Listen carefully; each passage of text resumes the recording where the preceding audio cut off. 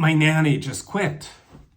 I just got off the phone with a friend of mine, a former colleague actually. She's a primary care physician and her husband's a surgeon. They both work a lot. They take call, they work overnight, they work weekends, and they have 2 kids.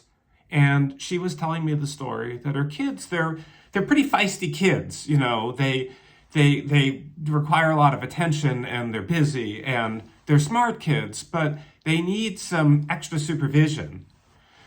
She was telling me the story about how her nanny, who was very experienced, she's worked for years, taking care of multiple children. I think she's even taught, from what I understand. But she just up and with no notice decided she couldn't do it anymore. She didn't want to have to deal with these 2 children anymore. And so that left my friend, my physician colleague, in a real pickle, because not only does she have to deal with the immediate problem of finding more childcare when you still have to go to work and do everything else, but it also raises the question, are we, is she, am I, or all of us, are we spending enough time with our children? Now, clinical medicine, whether you're a physician, surgeon, a nurse, really anyone in healthcare, it's very demanding. The hours are long. You work overnight or on weekends. You can take call. And truthfully, it could be quite exhausting. It's stressful. You might suffer from moral injury, from being in very difficult situations where your ethics may not necessarily match what's going on at work.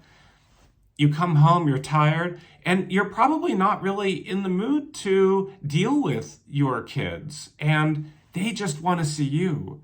Their parent has just come home, but you may not have the energy for it because you're so exhausted from work. And this is a serious problem that all of us in healthcare face. And I think it's important that we, at a minimum, are honest about the fact that this is happening. We're honest about the fact that we are not able to be with our children as much as we would wish. And then I think it's incumbent upon us both as parents, but also as a system, and even as a country, to find solutions for this, where healthcare providers, doctors, nurses, surgeons, can be with their kids, be with their spouses, be with their ailing parents, if that's necessary, and still be able to perform the healthcare duties that we require to keep the world running. And it's not a sign of weakness if you don't have enough energy to both be with your family and be with work. It's not a sign of failure. It's reality. We're all human. We're all going through the same things. And we need to find a way together and we can be honest about the problem and address the need for physicians and nurses to be able to have more family time so they can come into work energized and take care of all the rest of us.